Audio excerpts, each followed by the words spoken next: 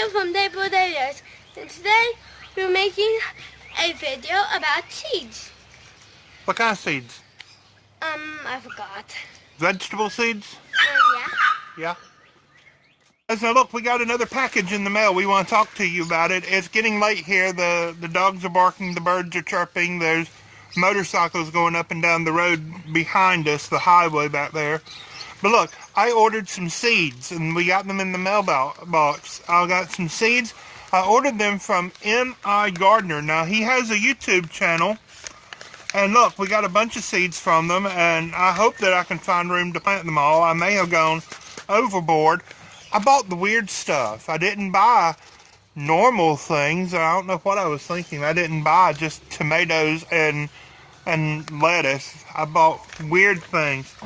So we're going to start with one of Catherine's favorites, if she'll come back around here.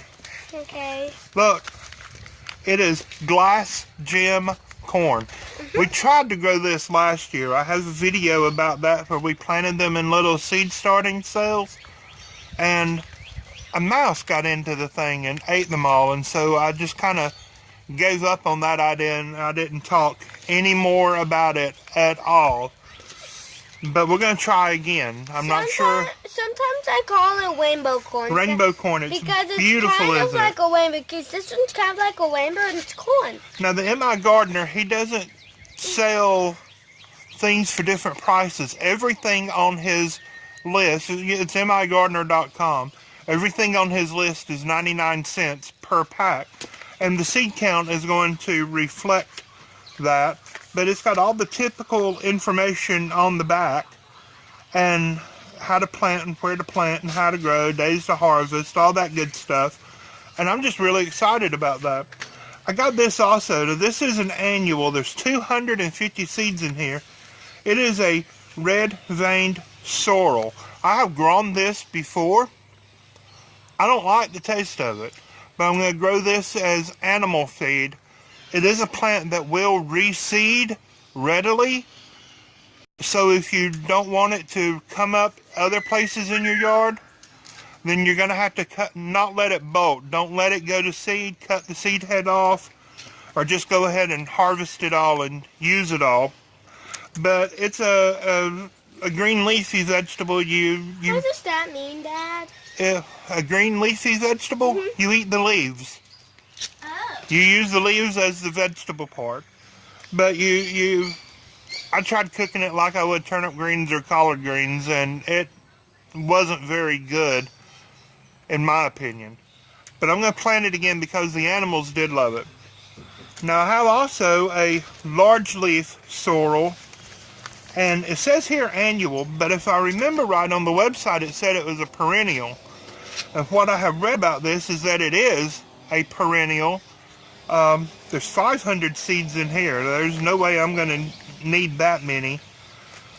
So I may pass along a few of these seeds to somebody else. But this is supposed to be a slight tangy lemony flavor, and so I'm excited about that. I think that would be good. I've read a recipe how to make a sorrel soup, a cream of sorrel soup. And the recipe just sounded delicious to me, and so I'm excited to be able to try that.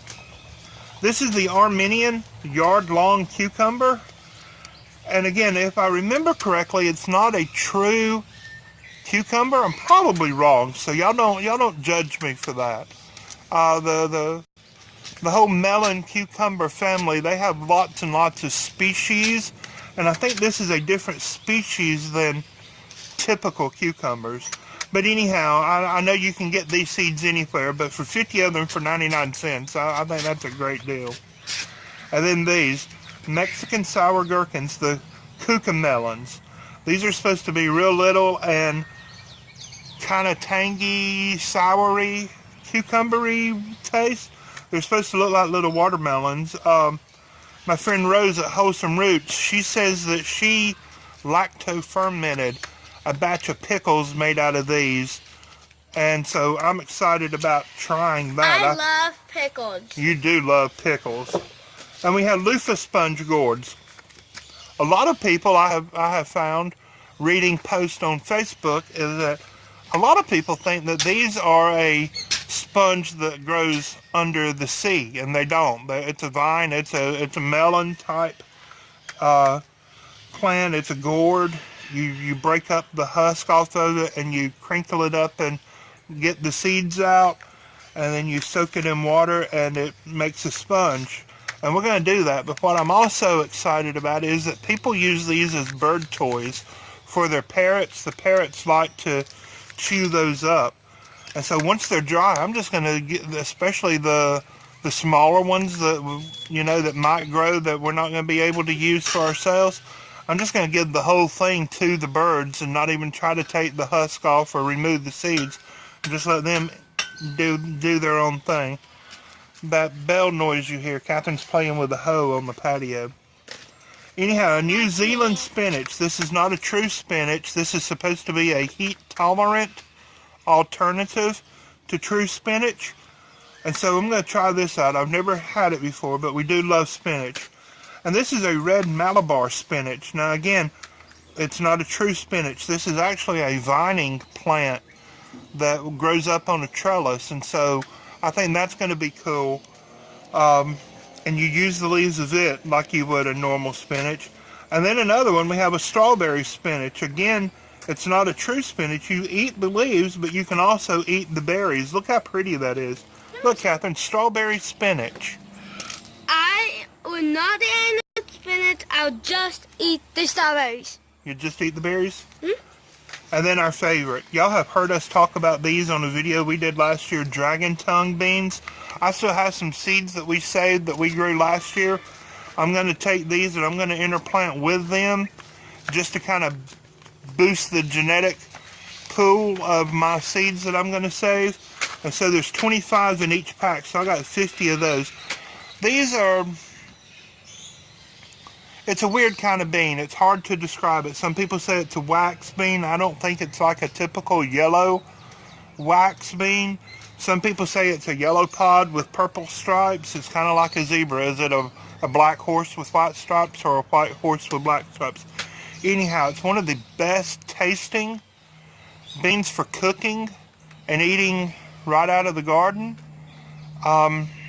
They're not necessarily the best for freezing or for canning, but just for cooking right out of the garden, these are superb. It's the best tasting bean that I've ever had, and I have grown a lot of beans. We grow the Kentucky Wonder bean sometimes, and sometimes my other favorite is the rattlesnake pole beans. That's what I grow if I'm going to want to put up a whole bunch of beans and can them. But these are not it's not really a bush bean that stays small, and it's not really a really tall vining plant. It grows to, I'm trying to read here on the back. It doesn't even really say on the back of here. What? That's just general information for garden beans, which is good information. In my opinion, this plant grows, in my experience, this plant grows to be about 3 feet tall. So it's not a real tall vining bean, not a pole bean. It doesn't need a real tall trellis, but it does need to be staked. So if you have like a 3 foot tall piece of fencing that you want them to grow up, that's fine. What I normally do, I just take some branchy twigs and stick into the ground around the seeds as I plant them, and that works extremely well. The cheap wire basket tomato cages that you get at all the big box stores for $1 or $2 a piece, those work extremely well. They do make a lot of tendrils. They hold on to things very well. I know that a lot of bush beans don't necessarily produce a lot of tendrils, the little spirally corkscrew things that hold on. These do. I highly recommend that you try to grow some of these. The taste is just amazing. They do cook down to a mush if you're going to try to can them. In my experience, it hasn't worked out so well, so I do the rattlesnake pole beans mostly for that purpose. But these, they can't be beat for the taste. They do have a little bit of string on them where you have to pop them off and peel the string off, but it's not a lot. And even if you don't get them, they cook until that string is kind of tender, and it's not a big deal. I know that I grew something called a greasy grit pole bean one time, and those things had strings on them that were like piano wires, and if you didn't get all of those off, they would choke you to death. But anyhow, this is my seed order from MIGARDENER. I have a whole bunch of seeds that I have saved from previous gardens. I have a whole bunch of seeds from seed swaps that I'm going to grow. So I hope that you watch our videos in the future and come along with us as we try to grow something this season. Hey, Catherine, what do we say to our friends? Bye. Bye. God bless you. Y'all have a great and wonderful day. It's getting dark out here.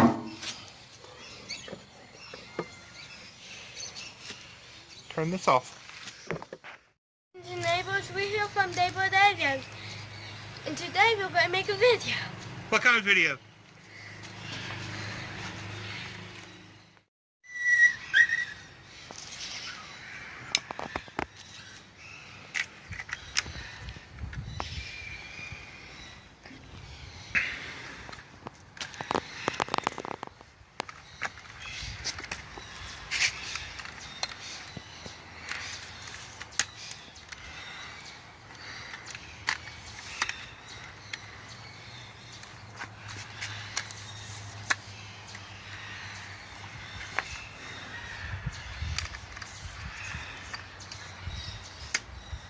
How tall are you going to make that? As tall as I can get it.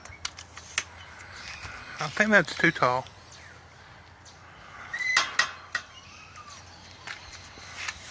I don't know. Put it up as tall as you can get it. Let's see.